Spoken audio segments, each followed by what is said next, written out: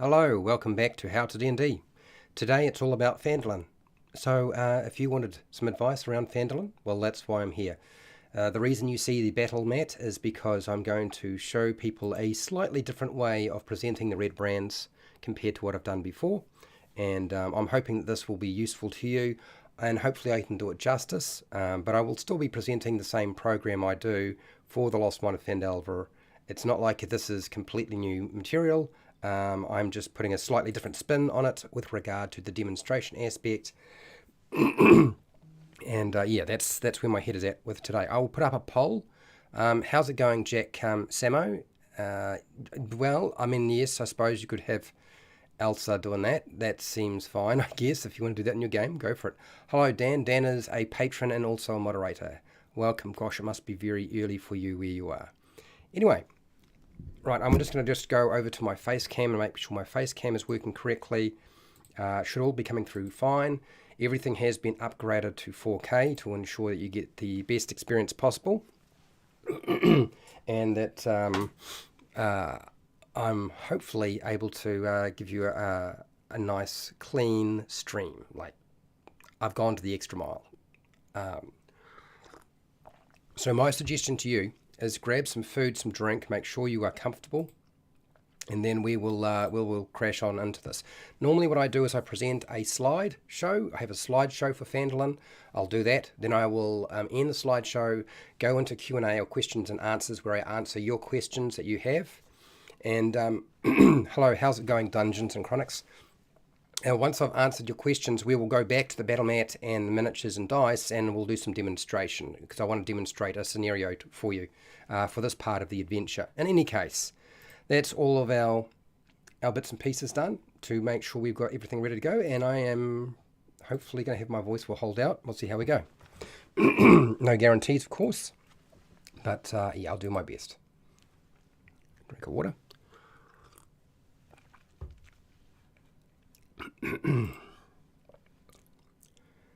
Hi, welcome to How to D&D. My name is Fred Wheeler, and today I want to talk about Dungeons and Dragons, because I usually do talk about Dungeons and Dragons.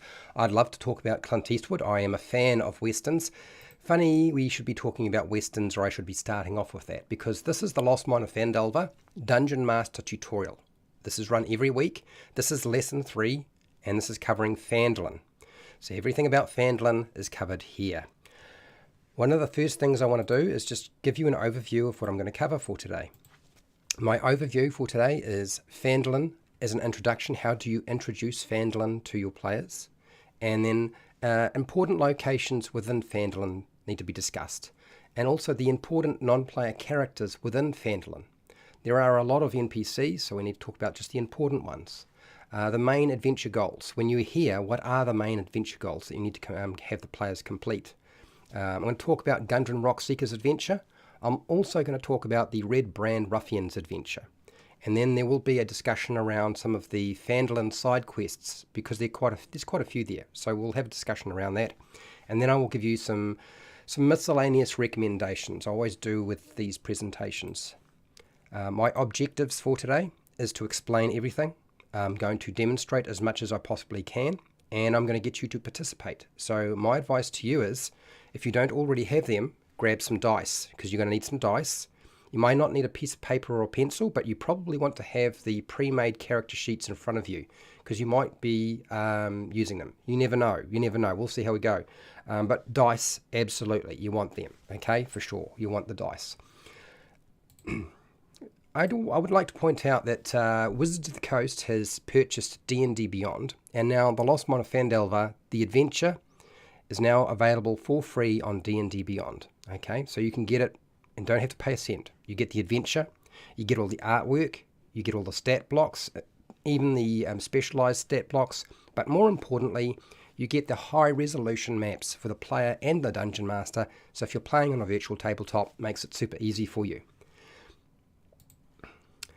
Now, Phandalin, this is the map of Phandalin, and you can see there's quite a number of different locations here. Not all of these locations you will necessarily go and visit. Some of these locations are positioned there, I guess, so that you have a reference point, but there's no actual information in the adventure around them. That doesn't matter, okay? the fact that there's a lot of locations here can be a bit overwhelming to start with. And this is just a small town. Like this place has been abandoned for a long time. So what do we have to actually focus on? Well, let's start off with the introduction. Phandalin, the introduction to Phandalin. What is that going to look like for your player characters? So I want to make it quite clear that this is a Dungeon Master guide on the township of Phandalin in Dungeons & Dragons 5, the adventure Lost Mine of Phandelver. So if you're a player, you shouldn't be here. But if you're a Dungeon Master, you're in the right place. The other thing is, this is not designed to cover every single location and every single NPC in Phandalin. That's way too much information all at once, okay? This presentation is designed to give you what you need to get started. There is a tendency to use too many locations and too many non-player characters and adventure hooks when the players have the party first arrive at Phandalin, okay? And when you first arrive, it's very tempting to present everything all at once, or for the players to request everything all at once. Don't fall into that trap. So here's a breakdown of what you initially need for Phandalin, which is detailed in the beginning of the adventure, actually, on page 14 and 15. They did actually tell you what you needed to focus on and prep for. I'm going to say right now, just read out or paraphrase the description of the frontier town of Phandalin. You'll find this on page 14 of the adventure. And I would, feel free to change it up and make it feel more like an old western town from a movie, because Phandalin is kind of like that. In many respects, it's very much like that. So that's probably the best way to present it when you first start your adventure around Phandalin. Okay, so we've talked about the introduction a little bit. I want to talk about some of the important locations within this place. And fortunately, there aren't too many. There are only 4 locations the Dungeon Master needs to present and that the players are likely to want to visit or even need to visit. So that means that when you first get to Phandalin as a Dungeon Master, you don't have to prepare everything. You only need to really worry about the most important aspects. And I would say the first one is Barthen's provisions, because they're going to be delivering that wagon of mining supplies so they can get paid 10 gold pieces per character. And you'll find the information around that on page 16 of the adventure. The next one is the Stonehill Inn for a place to stay overnight, and that's where Sildar Hallwinter will suggest as a place to sleep, if he's still alive and he's actually with the party. The inn is also the town hub of rumours, but don't reveal everything, and only select the rumours from that section that will move the main goal forward. The main goal is to rescue Gundren Rockseeker. So don't do anything with those rumours. You don't need to present all of them. Just pick and choose the ones that seem appropriate right now. You'll find that information on page 15 and 16 of the adventure. Visiting the Lion Shield Costa would probably be the next place I'm most likely to visit. And that is because if they have been to Cragmore Hideout, they'll be returning the goods they found in Cragmore Hideout. And, there's potentially there an opportunity for a reward. I would say maybe list 50 gold pieces would be a reasonable reward for returning the goods that were found in Cragmore Hideout that were stolen, that belonged to the Lion Shield Costa. I don't think negotiating up is going to really work, because it would be no way for the person who's running that store, Lineen Greywind, to actually make a profit. So it isn't really a negotiation aspect. If anything, you're just going to cause more trouble, I would say. So I know it's tempting for players to sort of try to negotiate the price up, and that they might want to do that. It's really up to you how you play that out, but I don't think it's it's not that reasonable. I think it would be in bad stead for them to do something like that. The Redbrand hideout. Okay, we probably need to consider prepping and preparing ourselves for the fact that the Redbrand hideout below Tressendor Manor. Now, they're going to probably wind up going there because they'll be negotiating the terms of the local gang's eviction or wiping them out for the townsfolk. Okay, on rare occasions, players do try to join the gang, but hopefully you don't have to contend with that. You'll find the information on that particular area on page 19 to 20. Although The entire section on the Redbrand hideout is pretty involved. And I wouldn't say you necessarily have to prepare everything. It's just the first section of it, maybe the first couple of locations or areas within there. So those are the important locations. Essentially, our last one being Tressendal Manor, which is just basically a ruined manor. There's not much to say about that. And then the Redbrand hideout itself will be just the first couple of locations within there. So that gives you your basic locations. There are some important NPCs we need to talk about. And the most obvious ones, of course, are the ones that are located at the places I just talked about. Because there are only 4 important locations in Phandalin initially, then a Dungeon Master only needs to prepare a handful of non-player characters. So Elmer Barthen, who owns Barthen's Provisions, I would suggest that is probably one character you need to have read up and be prepared to be able to role-play this character. Don't freak out, you'll find there's information on page 15 and 16 of the adventure to role-play Elmer Barthen, and I also have a dedicated video on my YouTube channel. There is a live stream version and there is an edited version, and you can go and check that out if you want a bit more information on Elmer Barthen, because I've filled it out a bit more. The next one I would say is Tomlin Stonehill, and even his wife Trelina Stonehill, who run the Stonehill Inn. You'll find information on them on page 16, but I've also made a video on my YouTube channel that covers Tomlin Stonehill. So if you needed a bit more information about the Stonehill Inn, you'll find a lot of it there. The next one would be Lanine Greywind, who manages the Lion Shield Costa. And look, you'll find most of the information you need on page 16 to 17 of the adventure for her. But again, I have another video on my channel that goes into Lanine Greywind a lot more. And then lastly, of course, we need to talk about the last, and it's not so much an NPC, it's more a group of NPCs. And that is the Redbrand Bandits, or Redbrand Ruffians. And you'll find most of what you need on page 19 and 20 of the adventure, but I also have a video on my channel that goes into them in a lot more detail that you're probably going to want to go and check out at some point. So, now that we have established those are the NPCs we actually need to focus on, and the rest are actually just filler for now, we will come back to the other NPCs later on. Instead, we're just going to focus on those 4 groupings. There are only, in fact, 2 adventure hooks or goals that are actually vital initially to the adventure in Phandalin when the party first arrives. In fact, I would say there's probably only 2 major goals within this location full stop that are really important to deal with. And the first one has got to be finding Gundren Rockseeker. Like, that's the whole adventure is based around him. And the second one is defeating the Redbrand Ruffians. Like, that's the whole purpose of this location.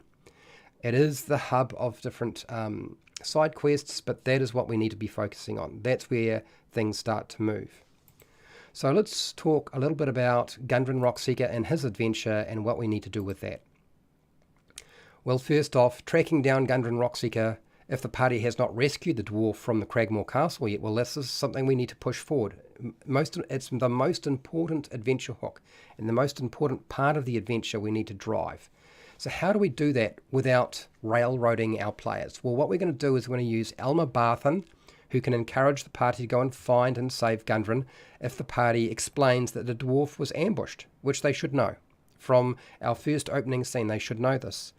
It would be clear to Elmer Barthen that Gundren's not here. He will be asking, like, where is Gundren? Because he's not with the party. So the party should know that Gundren went ahead. And if he never arrived, then something went wrong. It should be obvious to Elmer with that information that Gundren's in trouble. If Sildar Hallwinter is with the group, the old soldier would insist on tracking down the dwarf that he was charged to protect. Okay? So it's not just about him, but he's going to want your player characters to get involved. Sildar has the backing of the Lord's Alliance, which means he also has a bank flow, if necessary. If you have players who just won't do anything unless they get paid gold, and they need to get something because they clearly haven't figured out that they need to be pursuing their buddy, because that part of the adventure they haven't built into their character properly, or they just murder hobos who like to kill things and take people's loot, then you're going to use that character to feed them, because Elmer can't really dish out a lot of money. But Sildar, and the backing of the Lord's Alliance does have a bankroll, so it's something you can use. And then we have the Stonehill Inn, which they are probably going to wind up going to because that is the town hub. That's where all the rumours are. And it can assist in finding Cragmore Castle and Gundren. So use the rumours that are going to work best for that. And then lastly, goblins are ambushing people along the Tribal Trail. Okay, if you're travelling in a small group, and the party would be classified as a small group because they're like 4 or 5 characters, right? So discovering where Gundren has been taken is actually very simple. The party could easily be loaded up with empty barrels and crates to set a trap for the Goblin highwaymen. Okay, that's what I would suggest. Who can suggest this idea to them if the players don't come to that conclusion themselves? Easy. Elmer Barthen can suggest, well, you can borrow my wagon and I'll give you some empty crates and barrels, and you can go and set an ambush for the goblins that took Gundren. They must be operating in the area. Or even Sildar Hallwinter can suggest the same sort of thing and then get Elmer Barthen to come on board with this. Or he can bankroll getting the wagon and the oxen. It's not a difficult task, so getting them in the right direction to complete this task is easy enough. The next one is the Redbrand Ruffians adventure. And I would say that this is one of those times where it's very easy to get sidetracked. So dealing with the Redbrand Ruffians that threaten the population of Phandalin is a key part of this adventure. Okay? The 3 main non-player characters in Phandalin can explain most of what the party needs to know about the Redbrands. And you'll find that Trelina Stonehill will be very forthcoming. Even Elmer Barthen can be very forthcoming about what's going on. Okay, so it's not going to be a huge issue to get enough information to the players about what's going on with these bandits. Everyone in town can direct the party towards the Redbrands as a threat if you wanted to. What I will say is you probably don't want to pursue the Redbrand bandits adventure hook unless they have finished off Gundren's adventure hook. But if you find yourself in a situation where it doesn't seem to be any way to do that, then use the Redbrand adventure hook to lead them on to get the information they need from the hideout to get them to Cragmore Castle so they can rescue Gundren Rockseeker. And even if the players don't go in the direction you were hoping, you're going to force the issue. Okay, because the Redbrand bandits will force the player characters into a conflict no matter what. It's one of those tools there. It's stipulated there as a tool with a couple of different ways of doing it. Even if the party doesn't learn very much about the Redbrands or doesn't seem to show any interest in the Redbrands or even initiate a strike on the gang. So you don't need to worry too much about that. I know it's going to plague some people I should have dealt with that in a different way, but don't feel bad about it. Players do control the game more than you realise. Okay, we need to talk about some of the side quests because I know a lot of you are probably worried about what's going on here. There is no need to drop additional side quests till the 2 vital quests, which is Gundren Rockseeker and the Redbrands, have been played out. I wouldn't address or drop any of those other side quests. Leave them alone. Okay? Unless you want to definitely include them earlier. I don't recommend doing that. You can, but frankly, I would focus on the 2 main quests rather than the side quests. Once the Redbrands are dealt with, once Gundren Rockseeker has been rescued, you can start presenting things like side quests.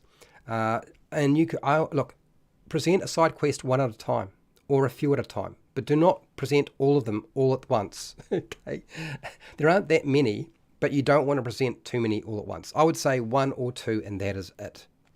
Otherwise you get player paralysis. Most of the side quests don't even need to be used at all. I know you're probably thinking, yes, but I paid for that content, Fred, and I want to use it. And I understand where you're coming from here. But the reality is, if we have a look at the different side quests and what they are doing, how important are they to actually run them?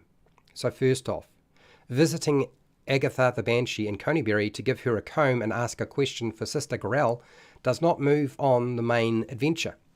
It does mean you might have a better relationship with Sister Gorel. You get to interact with the Banshee, maybe ask a different question and fail your quest in the first place. It's certainly interesting. It doesn't take a lot of time to do, but in game, a lot of time will pass traveling from Phandalin to Coneybury and back again. So it's not actually absolutely vital that we run this thing. In fact, this adventure can be run at any level because it's not a combat encounter. It's a roleplay encounter. You could literally run something like this at the end of the completion of the Lost Mine of Phandelver. Now, investigating Old Alwell and making some undead zombies controlled by a red wizard more dead sounds like a lot of fun, but the red wizard and the zombies have nothing to do with the main overall quest, and so therefore, why are we pursuing this if there's no real connection? Okay, again, this is probably a quest that you would drop in if you feel like you're not getting anywhere. Okay, because the red wizard doesn't lead them back to anything. It just takes them off completely away in the wrong direction. So you have to actually create something around the red wizard to actually feed into the main story if you're going to run this in the first place. Otherwise, it's just another time sink. Travelling to Wyvern Tor and collecting orc heads for money absolutely works fine for murder hobos who want to make more cash and loot bodies and so forth. But it's a job board job. It's just something you put on the job board. It's a throwaway quest, okay? In fact, if anything, I would say that it's probably the weakest of all of the opportunities we have here. And then finally, exploring the ruins of Thunder Tree and being eaten by a dragon doesn't sound like a lot of fun to me, certainly being eaten by the dragon. You'll find that if they're there too early, the encounter or location's too difficult because there's a dragon that can kill them. And if they get there and they're level 4 or 5, then the only thing that's really challenging is the dragon, and everything else there, full of twig blights, is kind of a pushover. So I wouldn't even run the Ruins of Thunder Tree. In fact, I would make the Ruins of Thunder Tree a separate adventure after you run the Lost Mine of Phandelver. But I'll talk about that another day. Okay, so those are the different side quests that I wanted to discuss just briefly, because I knew somebody was going to sort of ask me about them, and I always get that question. But before we move on, miscellaneous recommendations. Some things that I would recommend to you when you're dealing with this adventure. Present the Redbrand's combat encounter when you think the player's characters are ready.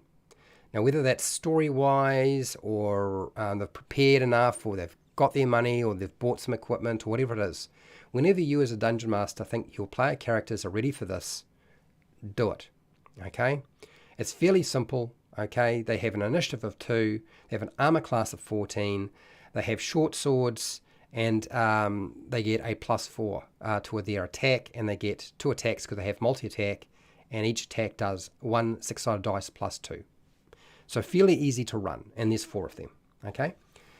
Dealing with the aftermath of the Redbrand fight is managed by directing the player characters to Tressendor Manor for the rest of the Redbrand gang. Okay?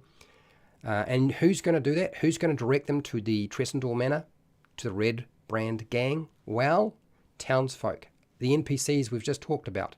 Any of those individuals can do this. As soon as they take down some red brands, the townsfolk in general will have far more confidence in their ability to deal with these particular ruffians. So they will certainly come forward. Okay. What happens if the player characters burn down the Sleeping Giant tap house? You're probably wondering, or the tavern. It can happen. Why might they do this?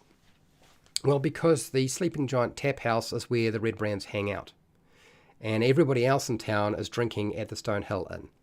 Nobody hangs out at the tavern because the Redbrands have claimed it. Now, I've gone into this topic more with another video, but here's the thing. The tavern is destroyed. All it will do is make it more difficult for the player characters. They may see this as a solution, like, Redbrands hang out here, we'll burn down their tavern. So if they destroy it, they'll have to deal with a very angry Grista, who actually is the owner of the Sleeping Giant tap house. Unless, of course, they kill her or she dies in the flames. I don't know. they will definitely lose the trust of the townsfolk. Like, doing something like that would be considered extremely problematic. You would now become more of a threat than the Redbrands themselves. You will probably annoy and confuse and make the Redbrand ruffians extremely angry. So now you've definitely marked yourself for death, okay, as a player character. And they will have to go, where are they going to go to get their drinks now? Well, they're not going to go to the Sleeping Giant Tap House. Now they have to go to Stonehill Inn. So all of the NPCs that they might have developed relationships with there are just not going to have anything to do with him. So burning down the tavern is a very bad idea. Should you stop your players from doing that? No. We allow them to make mistakes and bear the consequences of their mistakes. It's part of the process. Tresendor Manor can be rebuilt. For anybody who's wondering, you could rebuild Tresendor Manor. I have done it before. My calculations are as follows. It would take about 2,000 gold pieces and about 125 days of construction time because the cellar in the lower area is mostly undamaged. And you'll find information around this because I've taken the rules from the Dungeon Master Guide on page 128, modified it because there is still part of the manor there, and use that as my guide to figure out those numbers. So if you get your players saying later on they want to rebuild the manor and they have the cash, just give them enough time to do it. They can rebuild the manor after they complete this adventure, and that would be perfectly fine. So then give them a few months' time to actually get it done. My group did this, and they had a great time. So there's the information for you. Awarding experience points.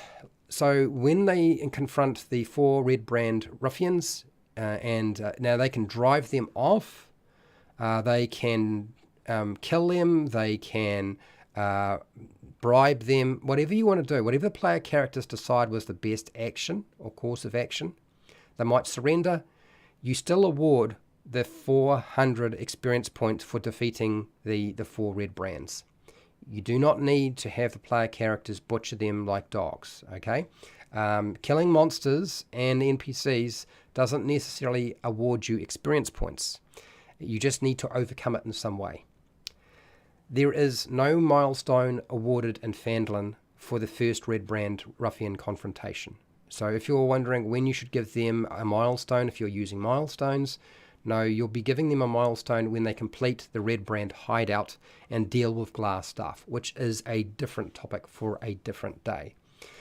So those are all of my miscellaneous recommendations that I have for you if you are running through Phandalin. I'm hoping that this was useful to you, and if you have any feedback or questions, use the comment section. And hey, till next time, keep rolling those 20s. Okay, just give me a second and I will transition over to chat and we will answer some questions and then we'll do some demonstration. I just need to get some drink of water. Pardon me.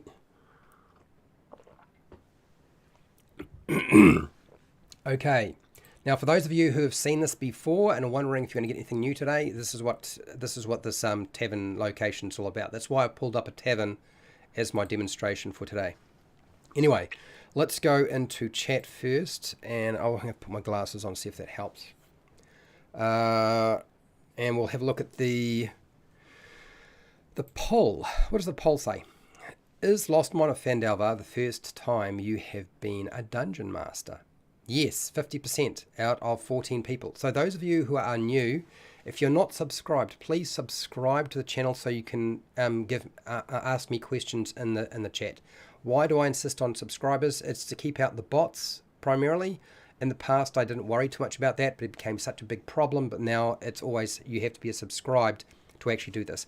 And since I have a class or course that runs 8 weeks, you're going to be coming back anyway, as far as I can tell. No, 29%. Returning DM, 7%. Just watching, 14%. Okay, all right. Now, I can't see the very top of the chat for some reason because the quiz is in the way. So I can only see Dan here. Dan is a patron and also a moderator here. He's supported me for a long time. We've got Dungeons and Chronics. I said hi to you. Just told midnight. May stay as long as I'm awake. Fair enough. Fair enough, Dan. Not a problem. I understand. Chris, 4K Fred. Yes, I am 4K Fred. That's right.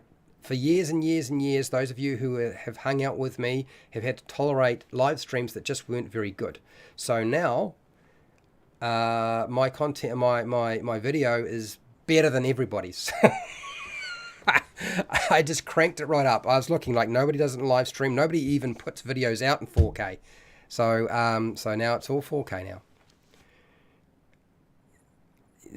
So Chris, it's just one of those things. You can only record in 0.7K.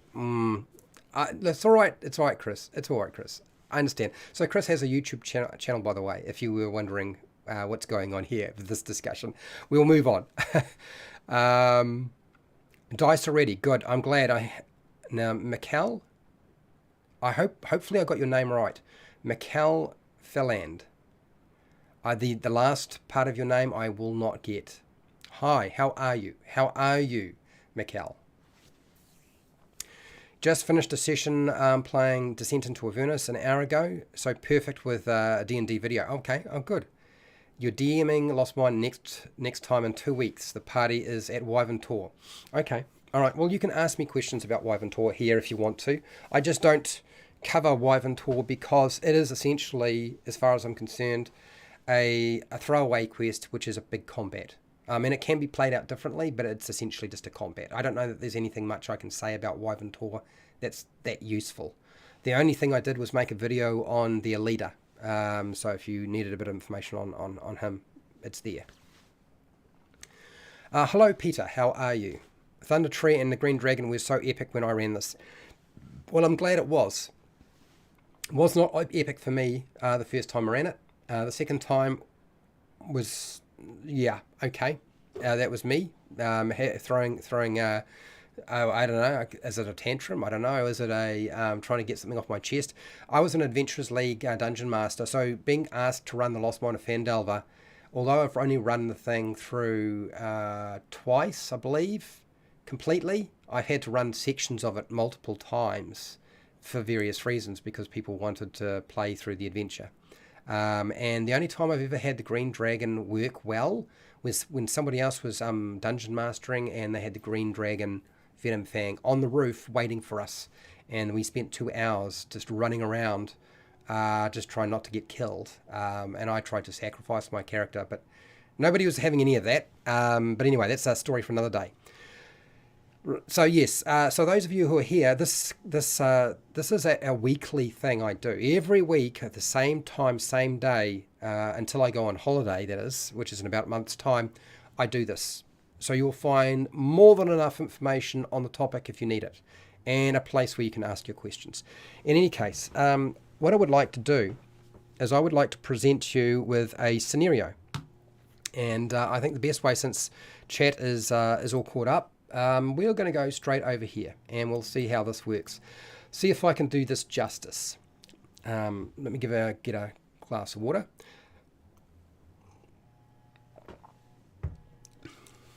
Now, I have in the past talked about what happens when you do or run the encounter with the 4 Redbrands in the street, because there is talk about, running the confrontation in the streets.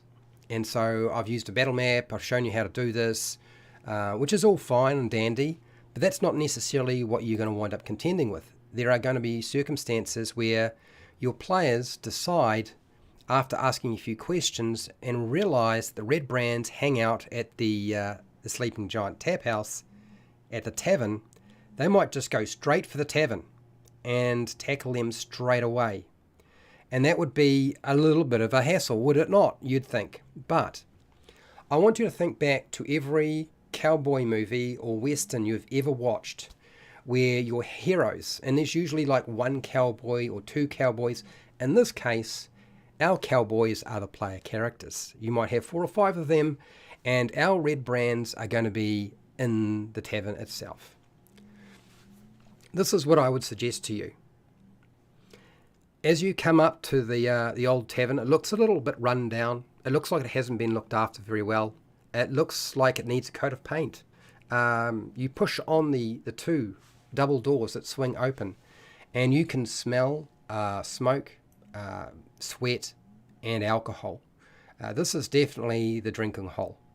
You can see that there are three rough-looking individuals, three men playing cards, drinking, smoking over at one of the tables. But at the bar, you can see sort of a scowled, scarred individual who's picking up a bottle and pouring himself a drink.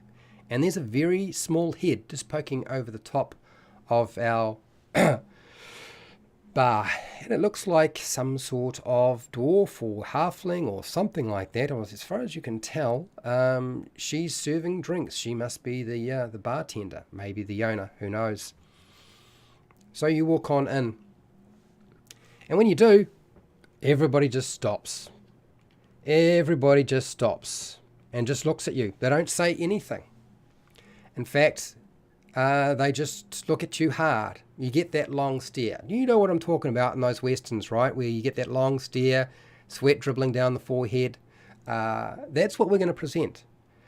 Now, whether your players enter the tavern and cause trouble is really beside the point. Because even if your player characters enter the tavern and just walk up to the bar and order a drink and try to strike up a conversation with the bartender, okay, Grista, or with some of the Redbrands that are here, eventually the Redbrands are going to realize that they are strangers in town. Do you remember what happens to strangers when they come into town in a western? We don't like strangers in this town, do we? Don't know why you're here, but you better move on. And, maybe they don't let them have a drink. Maybe they do. There's four of them. There's four Redbrands. These Redbrands think they're tough enough to take on anybody. They don't really know who these player characters are. This is where we can have a fight, okay? And whether you started up close or whether you started up further away, it's really up to you.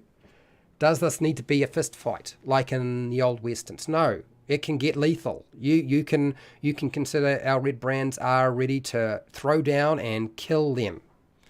So the player characters are going to have to defend themselves. So all we're doing here, instead of playing out the 4 Redbrand ruffian encounter in the streets of Phandalin, we're doing it in the tavern, just in case your player characters wind up deciding to go there. Does that make sense? Okay, so what I thought I would do is I'm going to actually get you to roll some 20-sided dice. And now, somebody has a question here, and I'm going to say it right now. I will talk about Dragons of Stormwreck Isle after I've shown this, please. Okay, if you're still here, I'll talk about that a little bit and what I plan to do. But right now, I want to stick with this. Okay, so, hashtag, where's my... Hashtag... roll d20. So what we're going to do is we're going to assume that the conversation didn't go well. The Redbrands have told them to leave town. They refuse to leave town. So they reach for their weapons and they draw them and it's all on. And so we now roll initiative, the Dungeon Master says, because it's time for a fight. Okay? So this is what I'm going to suggest to you with regard to doing this. I'm going to put a few things in various places, but you are going to have to roll some dice, people, because I'm going to get you to roll initiative. Normally with initiative, there's a modifier and you roll 20-sided dice. So you roll a 20-sided dice, I will collect those up. I'm going to do initiative for everybody. So we've got a wizard, we've got a rogue, we have, thank you, Mikkel, for rolling a 20-sided dice. I appreciate that. Fighter, cleric, and the DM will also have to roll a dice very shortly. Okay, initiative, I'll write that on here. So for those of you who are very, very new and never had to actually deal with this, this is exactly what you would do. In the case of yourself, you will roll up for the Redbrands. The players will roll their own initiatives. Okay? Yeah. So Mason Weaver, yes, roll a d20. So yeah, that's what we want to do. I want you to roll a 20-sided dice, a d20. Okay. So first initiative is for the wizard. They have a 2 modifier. I am using the pre-made characters from the Dungeons and Dragons starter set for this adventure. Okay, they are at level 2, so their initiative won't have changed. They haven't leveled up at this point, so it's nice and simple. All of their maths will be exactly the same as like almost a level 1 character. But in any case, we're not going to play out the entire battle. Don't worry about that. So my first number that I got here is Mikkel got a 12. So we take the 12 that you've rolled it on your 20-sided dice here, and we add that. That's a 14. 2 and 12 is 14, so our wizard gets a 14 for their initiative. And then the next one will be, it is the rogue. He has a 3, so we'll do that one.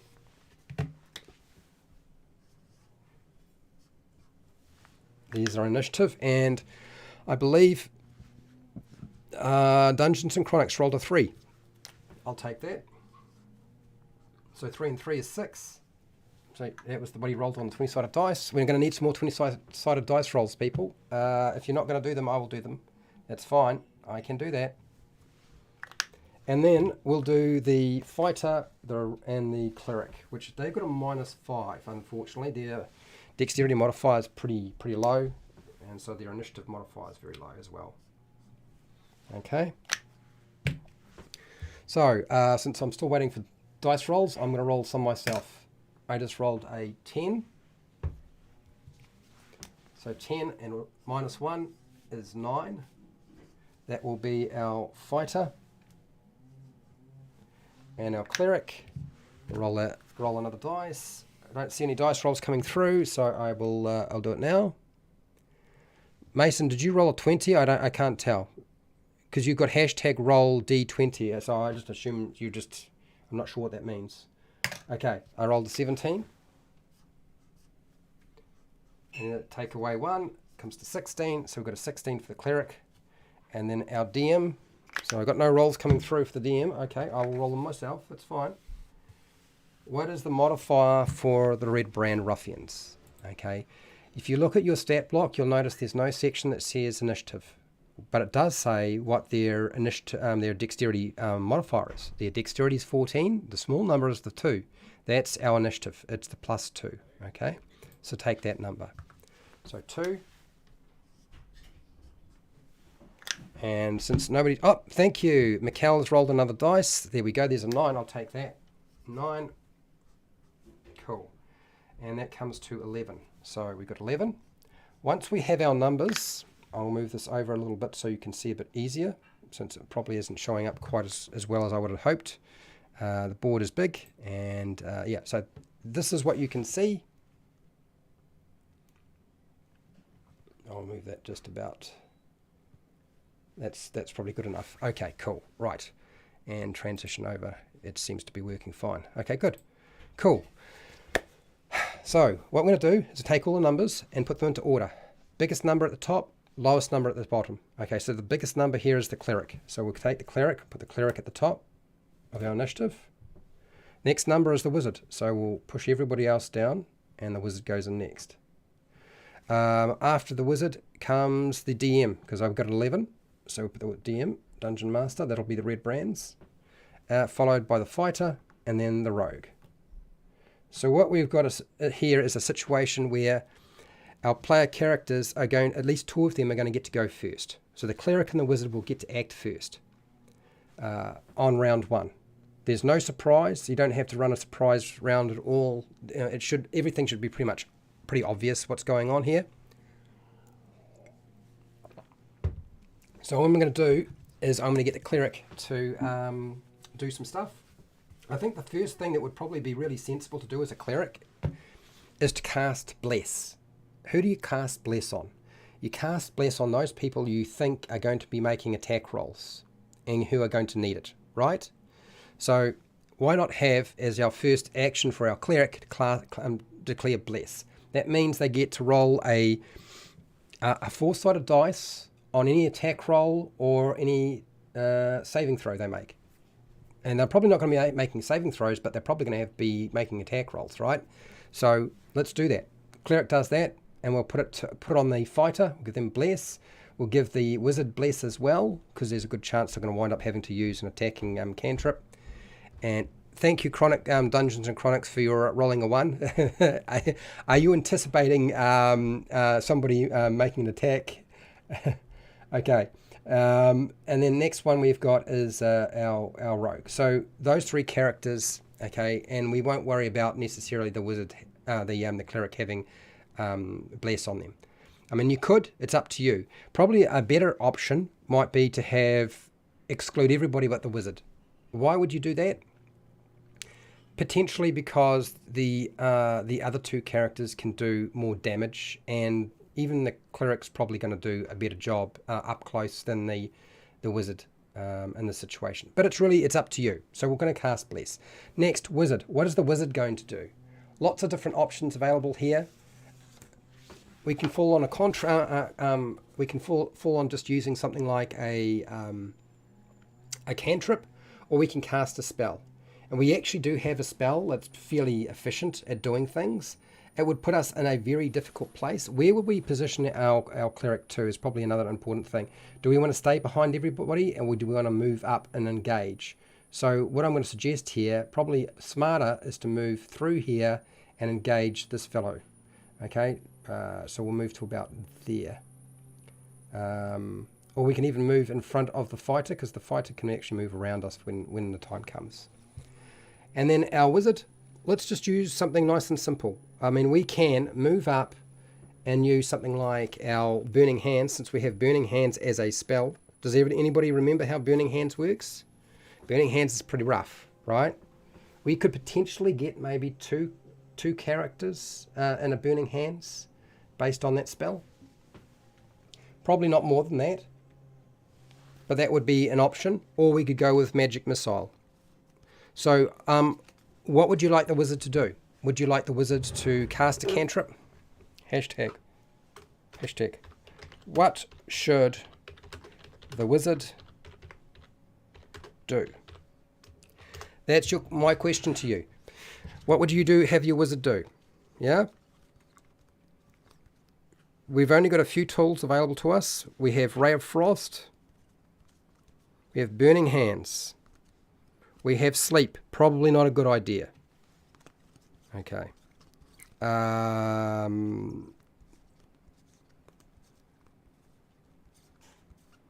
We probably already got Mage Armor on us. We have Magic Missile. We could cast Magic Missile if we wanted to. So we've got one spell we can use right now. And then we're down to cantrips. What would you do? If you were playing here in this situation, what do you think your players would do? What would you do? I'm going to give you some choices.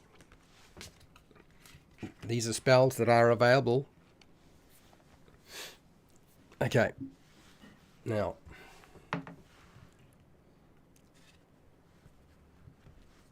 wizard.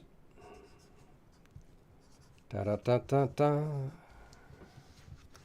Da da da da da da. We've got a very quiet group today. BH. Well, Mikkel, what does BH mean? Burning Hands. Burning Hands. Okay, Burning Hands it is. So we'll Burning Hands them. So it's a 15-foot cone. 15-foot cone is big enough to do enough damage. We can make that work for us. Burning Hands is going to be, where is this? There we go, 15-foot cone. So this is our cone, so we need to be able to position ourselves. We can potentially get all three if we put ourselves in the right spot. But we also wind up putting ourselves in a very bad position. But we're going to do it anyway, because hell, why not? We might wind up killing them. They might run away, who knows? So we'll go over here. 5, 10, 15. Burning Hands, based on that, looks like we can get everybody in there. Okay, so all three of them will wind up getting cooked, hopefully. Burning Hands is nice and simple. It's a dexterity saving throw. The DC for this will be a DC 13. DC is 13. Okay, I want people to start rolling some 20-sided dice. You're going to make some saving throws for our Redbrands. I need 3 saving throws for the Redbrands. Hashtag. Roll a D20. Okay. So while I'm waiting for that, I'm going to roll up some damage because it's Burning Hands, so it does a lot of damage. You're going to get 3 6-sided dice. I'm going to ditch this because I'm not rolling those dice for those. I will roll the damage. You will roll the DC, the saving throw. Okay. For those of you who are wondering how this works, Burning Hands, nice and simple. It's a dexterity saving throw. It's fire, so usually it's fire. So I've rolled reasonably well. I've got 9 in total. It's lagging a lot. That's all right, Mikkel. It's fine. I know I'm going to have to wait. That's cool. So that's good. So what is the saving throw for a Redbrand? You're probably wondering, like, if I made to make a dexterity saving throw for the Redbrands against the Burning Hands, where do I find that? Because they don't have a saving throw anywhere. Don't worry. It's all right. It's the dexterity modifier. Okay. If there's nothing listed as a saving throw, you're going to use the dexterity modifier because it's a dexterity saving throw. Okay. Nice and easy. In this case, it's a +2. Okay. So it's 2. Plus whatever you roll, and in this case, Mikkel is rolled a 15. 15 and 2 is 17. So we save. What happens if we save? Okay, half as much damage. So we only take half damage, not full damage. So what's half of 9? Rounding down, it's 4.5. We can't have a 0.5, so it's going to be 4. So one Redbrand just took 4 damage. Because they saved.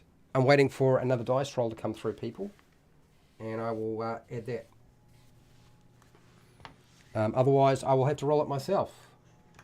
Wouldn't want to do that. I would like you to actually participate if I can. Get you to.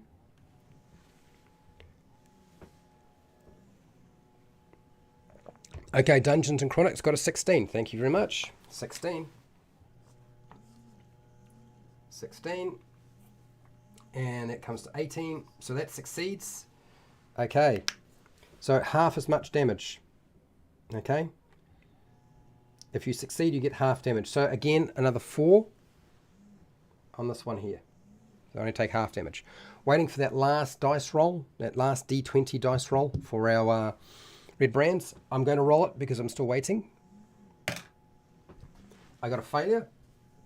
So that's 2 plus 5 is going to fail for sure. 5. That's only a 7. That one fails. You've got to get equal to or greater than that 13. Okay, if you don't get that, then it's a failure. So this one's going to take 9 points of damage. It's a lot more. So we'll grab a 9, put a 9 there. These the dice are representing how many hit points they have taken in terms of damage. Okay, so that was our wizard doing that. Now you could decide to move away, but then you would provoke attack of opportunity. Maybe not such a great idea. But it's now time for you to decide what you're going to do with your characters. I don't think that these characters have taken, your Redbrands have taken enough damage that they would just not fight. I think they probably will fight. So let's do that, shall we? So you're going to have to start rolling some attacks. Each one of them has 2 attacks. So you need to roll 2D, you need to roll more than one 20-sided dice. Okay, so hashtag, for each one, hashtag, roll 2 D20. I need the numbers off 2 D20, so don't give me just one number. You have to roll it twice and then type that in, okay? And we'll role play that. So basically with our Redbrands, they're just making sword attacks. It's nice and simple. It's not hard. Okay, Redbrand. Bandit. And in terms of what sort of attack bonus they had, remember I said they have a 4 for their attack. And how much damage did they do? It's a 6-sided dice. 6-sided dice. And +2. So we will do that. Lay that over here. I'm not going to role play the entire scenario, people. So if you're thinking that that was going to happen, that's not going to happen. Okay, good. Mikkel has got it. He got a 5 and there's a 6. So the first Redbrand who can make an attack, we'll start off over here. So it's nice and simple. We're going to go after the cleric. Why not? Seems sensible to me. So the first one was a 4 and a 5. A 4 plus 5 comes to 9. 9 is not enough to hit the armor class of the cleric, unfortunately. Their armor class is about 18, I believe. So that will miss. So no need to roll any damage. The next attack we're going to get is a 16. So 4 and 16 is 20. 20 is enough, and so that will be successful. And so I will roll some damage for that. It's a 6-sided dice plus 2, and we get 6. So our cleric just took 8 points of damage. Okay, I'm not going to track their damage output. It just isn't worth it as far as I'm concerned. It's too much to deal with. Okay, good. We've got Taylor Ridling. Hello, thank you for rolling some dice for me. So let's start off with the one that's on the wizard. Okay, since I feel like they should be the next person to suffer. The wizard's done quite a bit of damage. Should wind up getting hurt. Hopefully, maybe not. Who knows? We'll see. The wizard doesn't have any more spells at level 1 left. Had mage armor. Okay, mage armor means their armor class is at least reasonable, and also they've cast burning hands. So there's no more shield options here. So Taylor, you got a 3. So 4 and 3, 7. 7 is failing to hit our wizard, but that 15 that you got, that's a little bit different. 15's good, a good number to get. Okay, so that'll come to 19. That will succeed. The armor class of the wizard, without using something like shield, which they can't do because they've got no more spell slots left. Unfortunately, in this case, it's only a 15. Okay, armor class is only a 15. So 13 based off the spell, and then you get your dexterity modifier to that, which is 2, so it's a 15. So succeeds. I roll some damage. We see what the wizard takes. Not too much. It's all right. Can handle that. Equals 4. So the wizard has taken 4 points of damage from that one. And that was 2 attacks. All right, we're not quite finished though. I'm going to need somebody else to make some more dice rolls because I've got some 12s to deal with. This fellow here, he's going to move. He's already taken quite a bit of damage. That's almost half his hit points. If you haven't been aware of sort of how I tend to do things, when a monster or a creature takes sufficient damage that it would be risky for them to continue fighting, they flee. In this case, I'm not going to have this fellow continue the fight. Instead, he can't run through the front door without provoking. Instead, he's going to try to run out the back. Okay? So I'm going to take a different route with him. He's just going to flee. So we go 5, 10, 15, 20, 25, 30. 5, 10, 15, 20, 25, 30. So they're going for the back door. They're fleeing. They're essentially out of the battle now. There's still one left though. Hasn't taken that much damage, and he will move up. I would have him engage that wizard because that hurt. So there, that's about 20, yeah, it's about 20 feet movement roughly, and then we'll take your attacks that you've done, Dungeons and Chronics. 12 and 4, that's 16. So that hits. So 2 of these attacks are definitely going to get through. The wizard is going to get hit quite a few times. Might be going down. Roll some damage. They've already taken 4 damage. They're going to take another 6. That's 10. Level 2 wizards is probably still standing with 10 hit points. It's not the end of the world, but it's getting close. Then I'm going to roll again, and we'll see how much damage we do for the last attack. 4. So another 6. Okay, so that's going to be, yeah, that's 16 hit points. You'll probably find that your wizard is on their face at this point at level 2. Wizards have got enough hit points to get by generally, but that's probably way too many to be able to be still standing at that level. So never mind, it's all right. They go down. Okay, so they're dying, but not dead.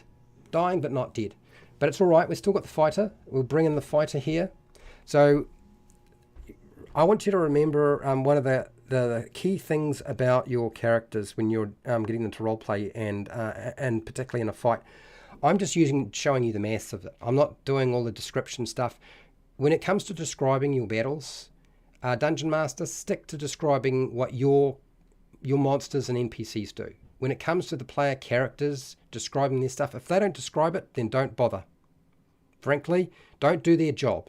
If they're not going to describe what they're doing and how it works when they're rolling their dice, don't do it for them, okay? Just do your monsters. They will eventually pick it up if they're interested. And if they're not interested, they won't do it. So there's no point pushing the issue.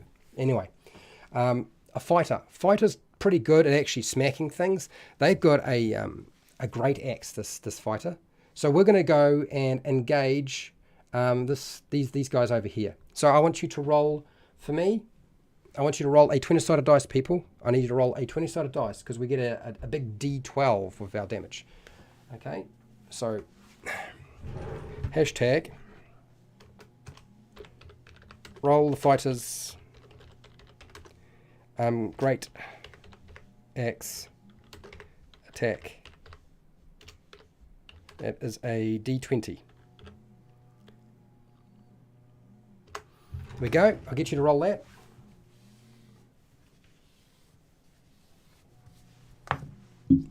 While you guys are figuring out what you're doing and rolling your dice, fighter. Level 2 is going to have the same stats as if it was level 1, so it's nice and easy to figure out. And we'll move over to here. We're going to bash on them. I'm going to be adding a 4-sided dice as well. Okay, so Taylor, thank you for that. That's good. Awesome. But I'm also going to be rolling this dice over here, the 4-sided dice, because you remember you got bless going. And that's a 4, so I get to add 4 to that number as well. It's going to be quite fortunate. We're kind of need that, I think. Okay. All right, so this is to hit is 5. That's the modifier, and 3 on the damage.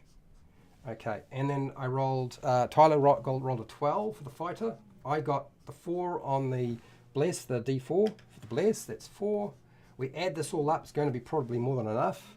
That is 16, 21. So that succeeds in hitting the armor class of our Redbrand. How's it going, Overboard? Overboard Miniature Gaming is a patron and also a moderator. Thank you for rolling the dice, dude. I'm going to need that for our rogue very shortly, who will be getting sneak attack, as it happens. So for those of you who are like freaking out, like, oh no, things aren't looking too good, things are looking bad. No, not at all, not at all. Things could look very bad for them instead. So they only have an armor class of 14. So we hit, we do damage. I roll a 12-sided dice for that.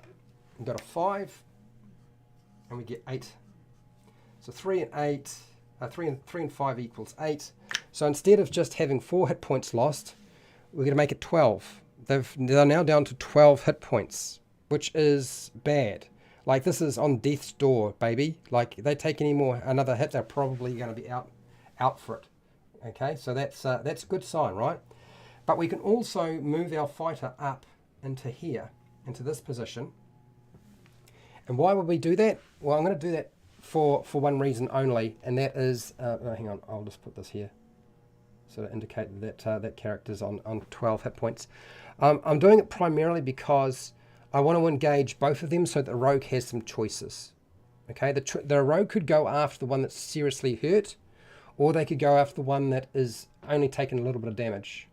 Okay, it's up to you as your players work this out. I got a D100, really? Okay, try not to roll the D100. We don't need that right now. So our rogue can move up and engage this one or this one and still get a sneak attack. You needed to have an ally within 5 feet of your target. That's possible to do so. We would have sneak attack, which is a 6-sided dice, and our damage dice. We've got some rolls already taking place, so we'll do that now. And we are on to our rogue. It's at this point you're going to find that I will stop. Okay, I'm going to do the rogue attack so I can show you that your situation you thought was terrible and wasn't working very well is actually not as bad as you might think. One character going down is not dead. Do you know what I mean? It's when you have too many characters going down in a fight and nobody's running away that there's a problem. 5 and 3. Okay. 5, 3. Attack bonuses are pretty much the same on all of these characters at level 2. Anyway, okay, so the rogue, I believe I took Ryla. So overboard, you've got a 14. So I'm going to move our rogue up, and I'm going to engage not the one that's almost on the death's door. Instead, I'm going to go after the other one. Okay, 5, 10, 15, 20. I'm moving around that character. I don't want to move through their square. So I'm right here. I'm going after him. Okay. And he's within 5 feet of one of my allies, so I'm going to get my sneak attack. Don't get advantage, but that's all right. We can live with that. And overboard got a 14, so we'll take that. 14 and 5 is 19.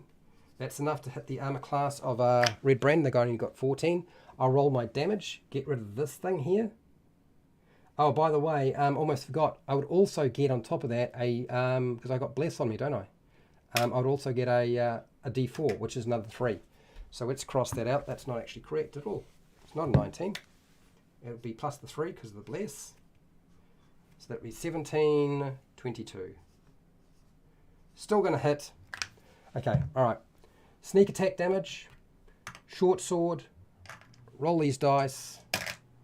Okay, not brilliant. I rolled a 1 and a 6. So 6 and a 1 and 3.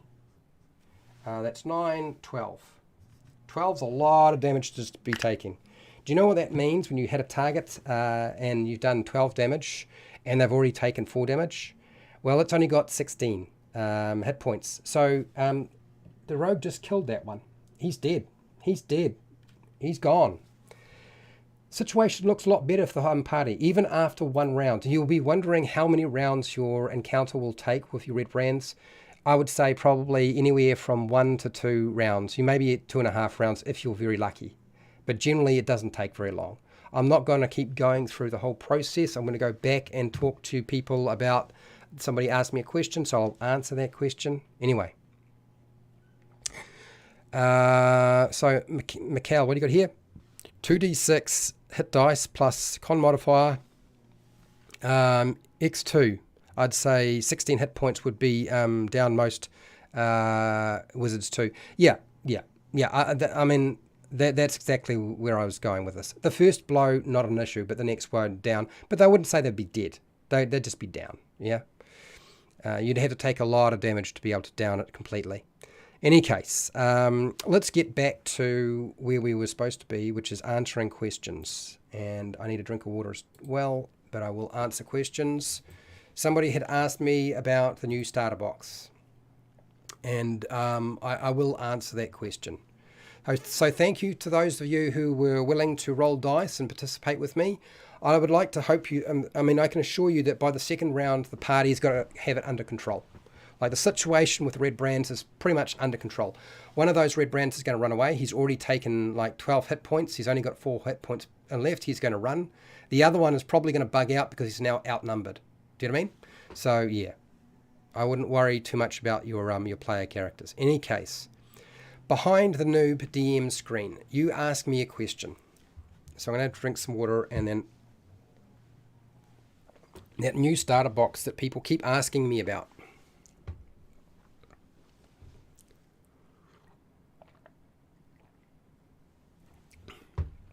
Okay, so here's my answer.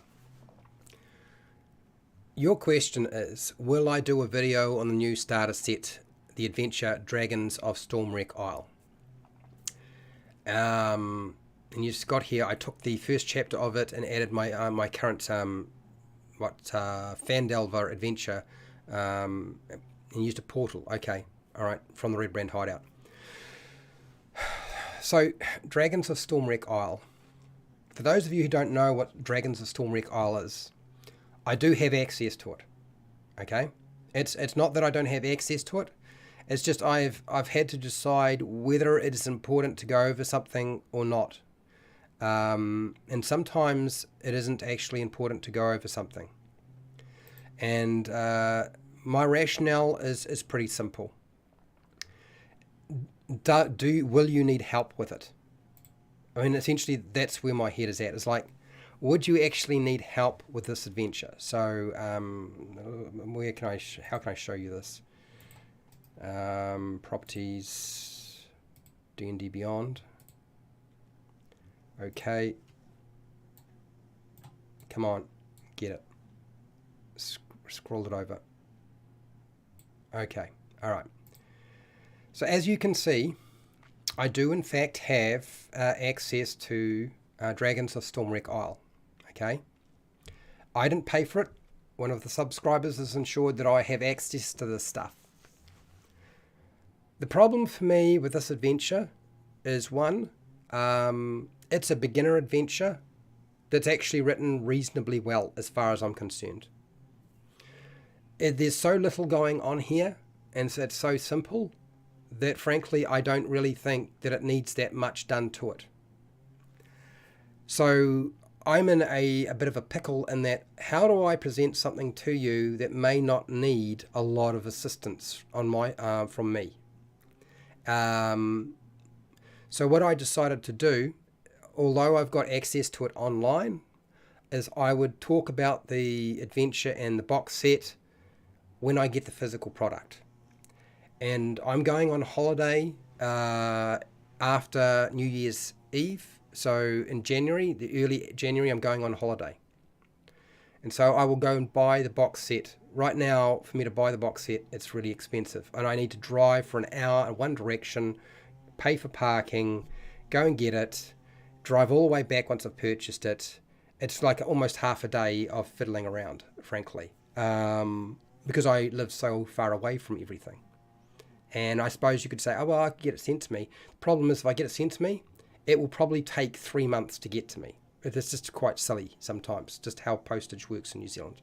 So rather than risk that, or the fact that it gets dropped or thrown into some crevasse, like that can happen too, or thrown into some puddles or just kicked around, like I just don't want to have to deal with that. So I will go and get the adventure box set.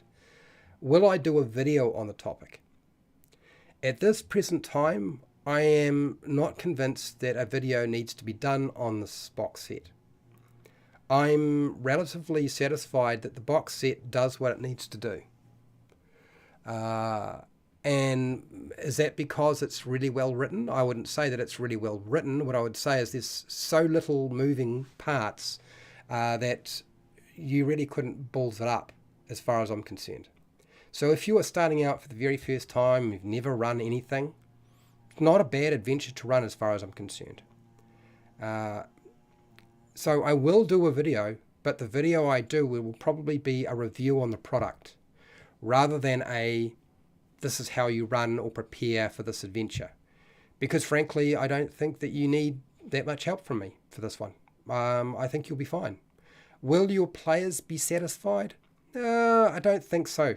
I think Lost Mine of Phandelver does more for the players than Dragon of Stormwreck Isle. I think Stormwreck Isle is a bit meh in terms of for a player, okay?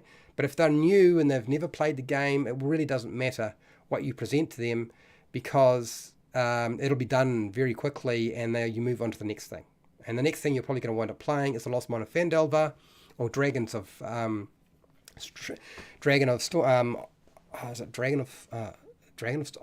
Spy a Peak? Yeah, Dragon of I Spy Peak. Yeah, the Essentials Kit adventure. You're probably going to run that one. Those two, you'll probably go to those. Dungeon Master, I think it's a good step for a Dungeon Master. I feel like this is probably a pretty good port of call. If you are completely new and you've never run anything, then Dragons of Stormwreck Isle, the new starter set, is probably the right way to go. But yeah, in terms of, it's not going to last you long. For the price you pay, it doesn't last long. Lost Mine of Phandelver will certainly take you longer to get through. But it's a bit more complicated, and so yeah, hence the series of videos. So you're never going to see a series of videos, in my opinion, on Dragons of Stormwreck Isle. Okay? So for those of you who are hoping that would happen, no, I don't think it's going to happen. I have already seen many people on YouTube, Matthew Perkins, Zipron Disney, is there anybody else who have started to do guides and reviews on how to run the new Dragons of Stormwreck Isle? The problem for me is I don't think that those videos need to exist. Maybe they'll help somebody. But I'm satisfied that Wizards of the Coast did a good enough job with that adventure, even though zombies are bloody boring. Frankly, I think zombies are kind of dull as.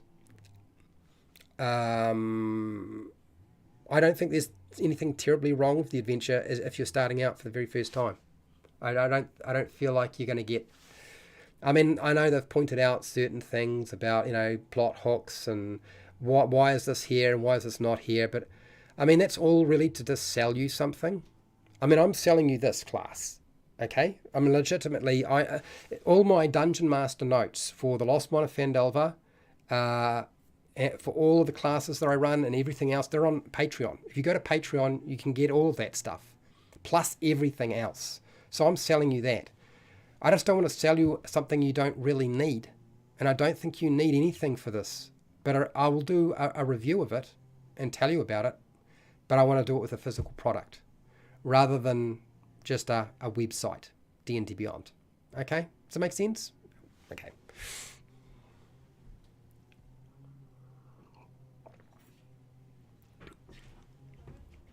Well, no, burning hands is not quite the same effect as fireball in a small area. it's a bit more than that. Okay, anyway, I'm going to do a hashtag ask me some questions, which I know is going to be hard because I've pretty much covered everything you're going to need to know. Hashtag question, please. Ask something hard. Might as well ask me something hard. Yeah.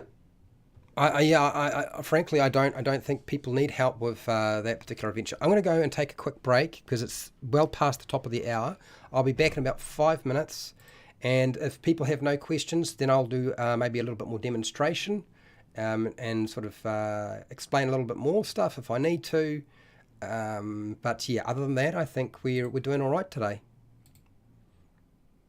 Okay, Arnold will look after you for about 5 minutes or less.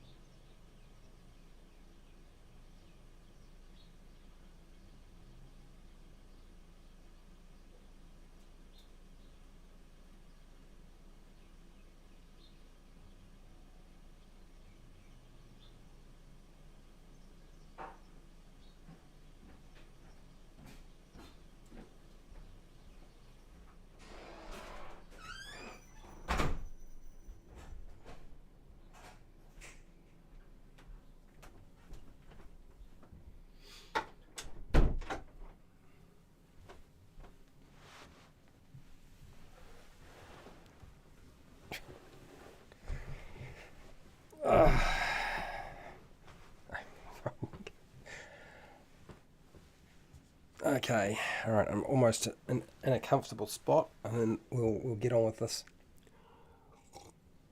Just give me a second, and I'll just pour out a bit more water because I am running out. There we go. And that's that. Okay. Right. Let's transition back. There's my face.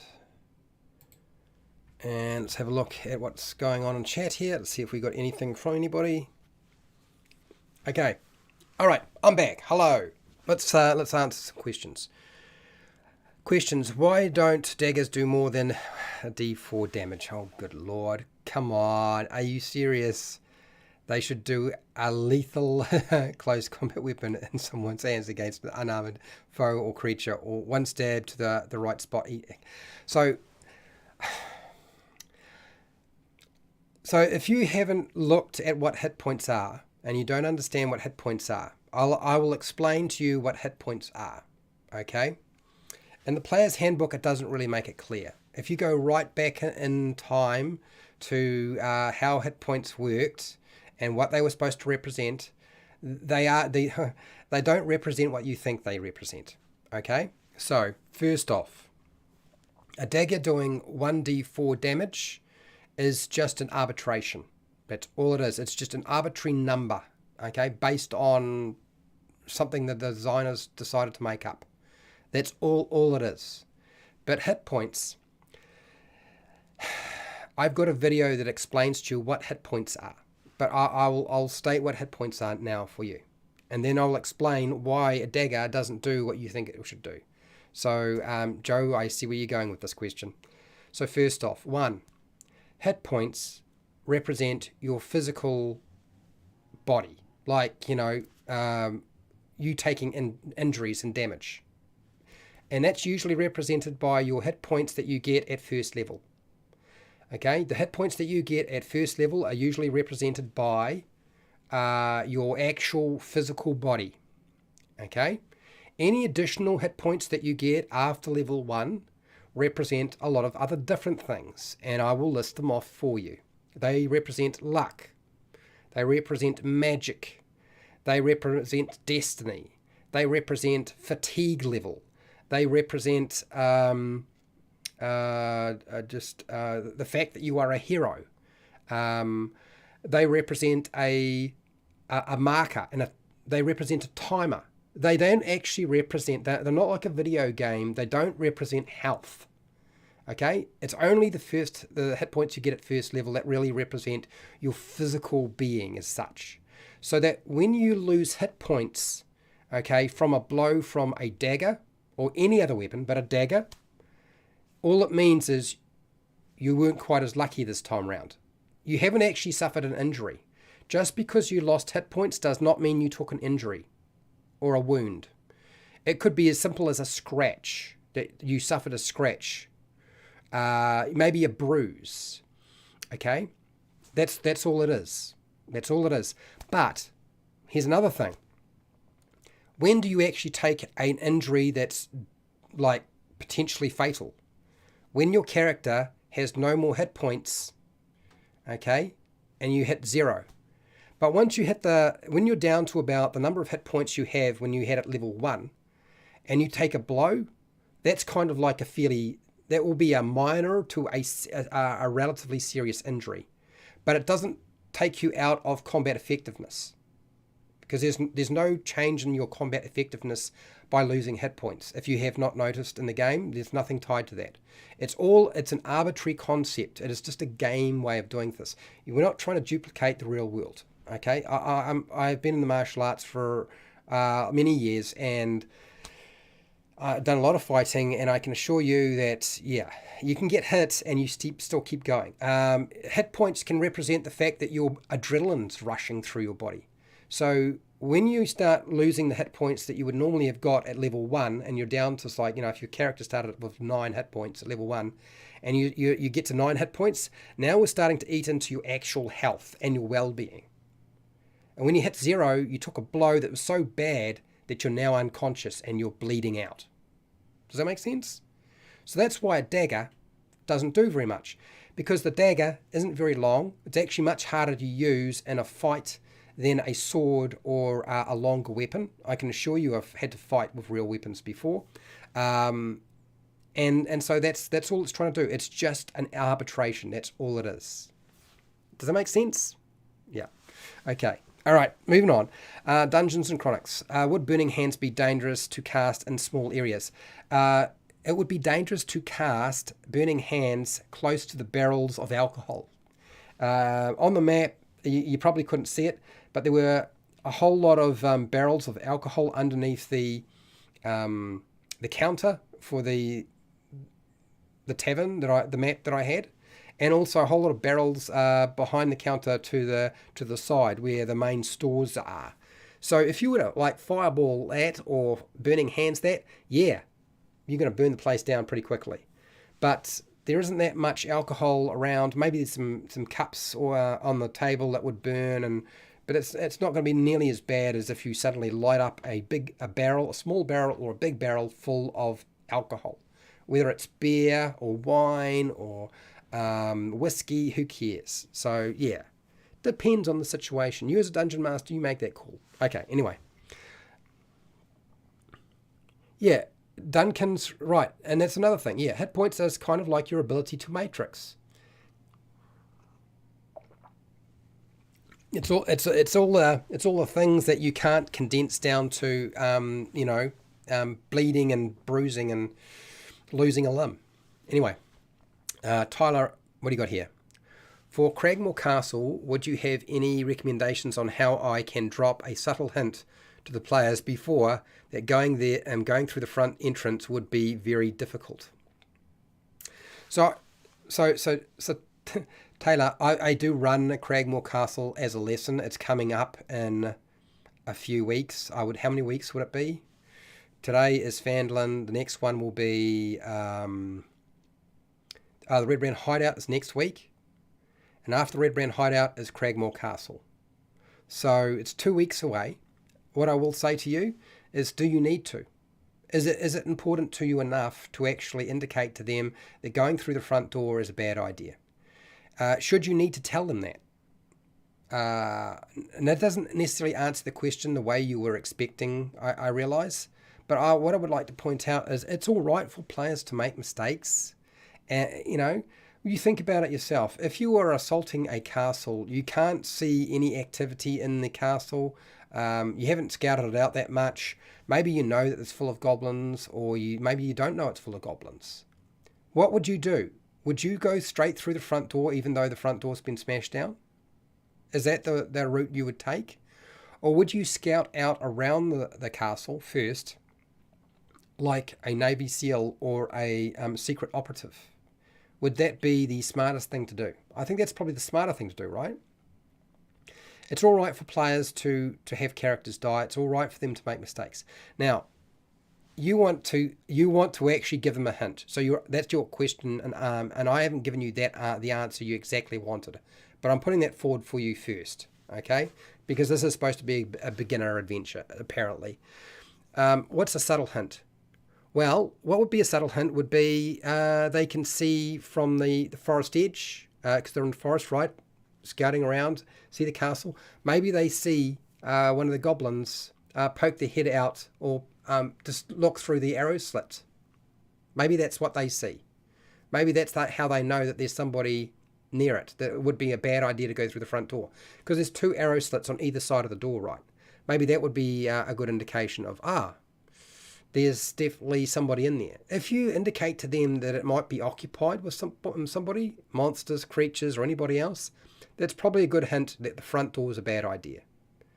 What would be another way of indicating maybe the front door is a really bad idea? Well, I mean, you can change the front door to, instead of it being a broken down front door, you can have it it's been repaired. The goblins actually took the door, fixed the door, reinforced the door, and put a new door up. You know? I mean, what else do you want to do? Do you want to put a sign up that says, home of the Cragmore tribe, go away? Or private property, go away? I mean, yeah. I mean, if you want subtle, I would say just the head of a goblin popping up. Less subtle, the front door is not broken. It's actually been repaired.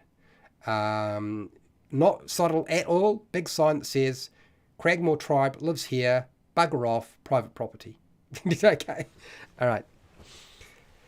Okay, so for those of you who wind up in the silly situation where a player decides, whether it's one of them or all of them, that burning down the tavern is a fantastic idea and will solve all of their problems, because then, of course, like we just want to mess with the red brands as much as possible, right? there's a possibility that somebody might have to repair that thing. Like it might have to get fixed. Someone might actually have to fork out some dosh, some money, to get it repaired. Correct? I would say that's a very high probability, in fact, given the situation they're going to put themselves in. But so this is what I'm going to suggest to you. I did mention page 128 of the Dungeon Master Guide. Okay, that page there is probably the best page to look at. If the players wind up in a position where they finally are forced to, either by the townsfolk or Grista, or even Sildar Hallwinter or Gundren, to pay for the repairs to rebuild the tavern they've burnt down, have a look at page 128. And there's a table there that says building a stronghold. And all you're going to do is you're going to look down here and try to find something that's kind of equivalent to a tavern. Yeah? I mean, we've got maintenance costs for things and so forth, but that's beside the point. I would say to you that something like a trading post, the construction cost is 5,000 gold pieces in 60 days. I would say to you that's probably a reasonable price to stick on it. I would consider a tavern to be much like a trading post. It's basically just a shop. A tavern, a shop, whatever. If they burn down any of the shops in Phandalin, I would just say 5,000 gold pieces and 60 days to repair. And I mean, they don't have to do the repairing. The price that is listed there is to get somebody else to do the repairs. So yeah, if you find yourself, deciding to roll that out and you want to see if they can actually cope with that, that would be my suggestion. 5,000 gold pieces, 60 days, and the tavern is rebuilt. You might be thinking that 5,000 gold pieces in 60 days is a long time, and they'll never have that much money. But seriously, once you get beyond a certain point, they will have more than enough money to pay for everything. They will be able to buy themselves a castle. They will be able to build a castle. They will, they'll have plenty of cash. It's not the only time that you don't wind up with players not having enough cash is when the dungeon master doesn't actually give them enough money, when they probably should be.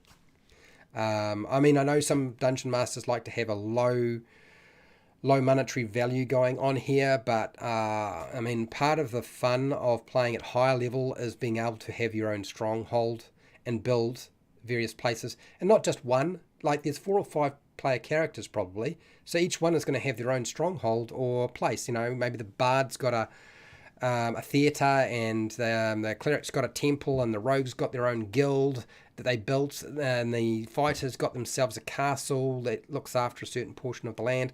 I mean, I've talked about this sort of stuff, and the mage and the wizard's got a mage tower they built. Yeah. I mean, this is beyond beyond this level 5 and beyond just playing the Lost Mine of Phandelver, yeah. Okay, so what do you got here, Overboard? How do you remember to use smells before each encounter? I have a hard time remembering smells like can make heroes change their mind on their actions. I suppose you could describe that there is a smell coming from it, but do the players or their characters know the difference between the smell of a goblin and the smell of a human's body odor? Do you know what I mean? You can. The only time I bother with the smell is if somebody starts saying, "Can I smell anything?" Then I'm like, okay, so they're trying to be very specific here. But how well is their race at actually being able to smell stuff?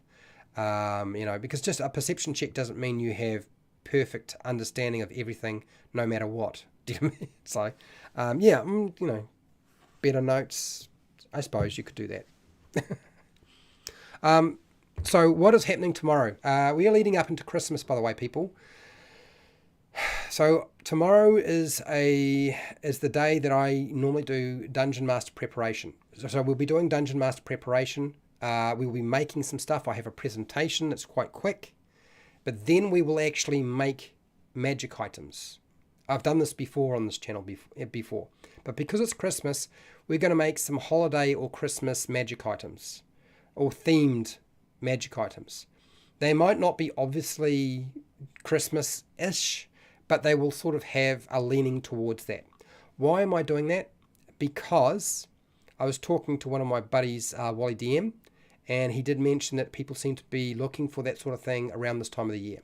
So I thought it would be nice to construct some very simple, easy to understand, easy to incorporate into your campaign or your adventure. We'll make some magic items, and I'm going to use the trinkets table from Rime of the Frost Maiden to actually help as a starting point. But as always with the Dungeon Master preparation stuff, we'll be building stuff from the audience. So those of you who show up will help create stuff, and of course all of that will go up onto Patreon. Like get it's $1 a month, or you can pay more if you want, and you get everything, and all those notes will go there. So yes, I will be talking about the Hooked Horror after that, and then after the Hooked Horror live stream, the next day after will be the Ranger, the beginner character creation for the Ranger. Finally got there, took a little while, but we're done. And then we'll be going back to the basics. So basic core rules, explanation, a lot of demonstration, okay? And answering all your questions as best I can for that. So there's a lot going on. End of the week will be Light of Xeraxis. I do a review on Light of Xeraxis from Spelljammer. So that's the schedule for this week. Looks to me like we're done. I don't see an awful lot of other questions. I've given you a tip on rebuilding the Tavern. Sorry about that. So maybe this is a good point to. I don't think I'm going to demonstrate anything else. Nothing sort of calls out to me. I mean, I've demonstrated a fist fight in a tavern before, so I don't need to really do that again. I don't think, not unless somebody's insistent on it. So yeah, I think we'll finish up here for today, and we'll come back tomorrow, fresh and ready to try again. You're welcome, Duncan. You're very, very welcome. Okay, anyway, let's get over here. So I want to say thank you to my patrons. Everybody who supports me on Patreon ensures that these classes continue, plus all of the other programs. There's like 5 different classes every week that I run, plus the feature at the end of the week, which is usually all sorts of different things that I kind of feel like talking about. I want to thank everybody who's been watching the live stream and been part of the live stream in particular. I really do appreciate it. It does make a big difference when you do actually give me feedback and participate, roll dice, ask questions. So thank you very much. And for watching the replays of my videos and watching and putting up with my, I mean, I've got edited videos, but putting up with my little shorts. So I know they are a bit of a pain sometimes, but I kind of have to do them. YouTube doesn't like it when I don't, so I keep doing them. And so wherever you are in the world, whether it be the morning, the afternoon, or the night, or the wee early morning, please look after yourself, your family, and your friends. Be nice to your neighbours. And hey, till next time, keep rolling those 20s.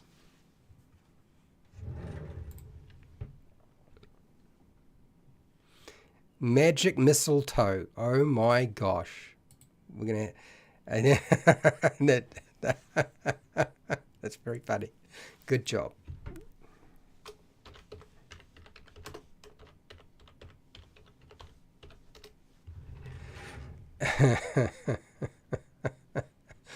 Oh dear. Anyway.